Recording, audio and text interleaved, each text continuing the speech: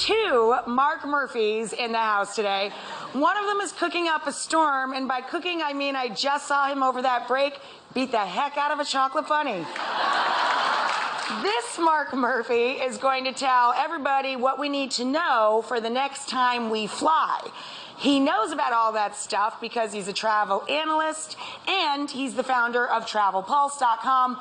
This is also Mark Murphy. Hey.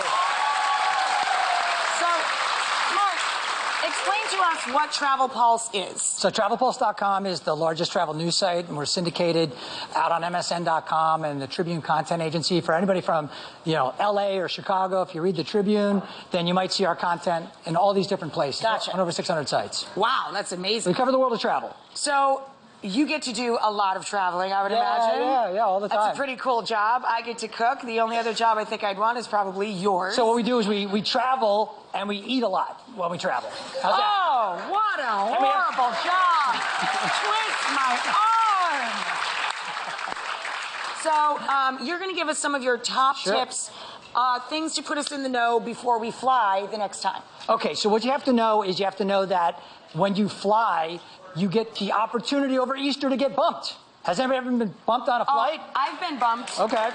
I was recently bumped with my husband when we were traveling in Europe with friends over the holidays. Yeah, the airlines are they're overbooked, right? So some people are going to get bumped. The first thing they're going to ask you is, do you want to volunteer to be bumped? And then they'll try to get you $500 in vouchers, not cash, and then they'll keep going up. In some cases, they'll get to $800. And so a friend of mine got $2,000 when she got bumped. So there's a difference. That's voluntary bumping. You get the compensation. But what if it's involuntary? Here's what you need to know. If you get bumped and you're delayed over an hour, between 1 and 2 hours, involuntarily, you are entitled to cash.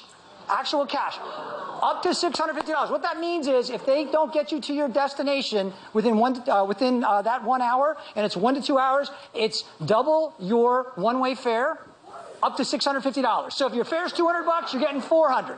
So keep that in mind, okay? If 1 hour, I get bumped for 1 hour all the time. I have lost thousands of dollars. I'm mad too. How about more than 2 hours? Up to $1,300. What? It's okay. It's not okay. All right, I'll get the money. I'm out. So, what happens if you decide you're going on your flight, you're ready to go, you've got these carriers making a ton of money doing what? Checking your bags, Checking the bags and charging you for it. I have this lovely piece that I'll be wearing later.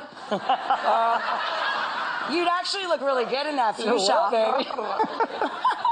So what you have to do is you have to know how to pack, number one, and how to avoid, if you do check your luggage, having it lost forever. So simple enough, you got to have a tag. Always have a tag on your bag, of course, right? Yes. But don't use those flimsy airline ones that can just pull off. Right. You see people doing that? No, the paper ones. Get the paper ones. Right. Here's the other thing. Don't just put it on the outside.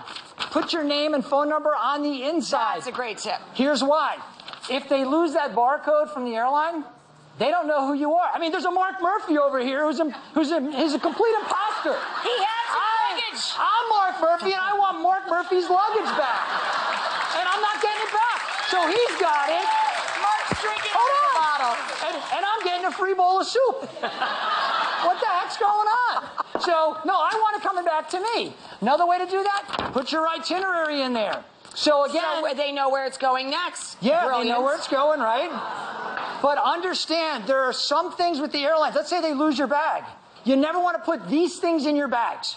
They're not responsible for things like jewelry, money, heirlooms, artwork, collectibles. But if you want to track things, these GPS trackers, you can put them in your bag, light it up, put it in your bag. And I know you all do this. You go to your iPhone and you track your kids.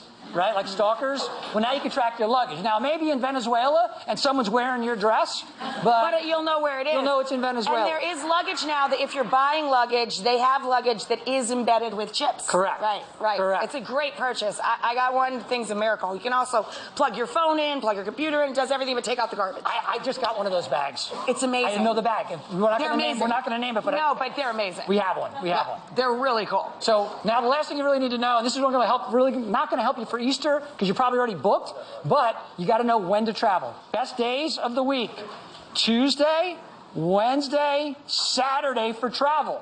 Why? Because business travelers are going out on Mondays and coming back on Fridays. Most expensive That's days, busiest days to weekend travel. travelers are Thursday to Sunday or Monday, right? Exactly. And you want to travel before 8 a.m. and after 8 p.m. I'm an after 8er. You know why? Because you can go to sleep like normally. If it's a long flight especially, I always take the last flight of the day. Yeah, and you know what? The only caveat to that is if it's bad weather or something, that last flight of the day, if cancellations build up, you may be sleeping in a hotel or on one of those lovely benches at the airport, right? They're so comfortable. I've spent many an hour on them. But the best thing is, Mark Murphy will actually bring you a meal should you get stuck in the airport. So there you go. My brother, You are awesome. Thank you. M&M of travel, M&M of food right over there. Thanks so much for Vic Smart.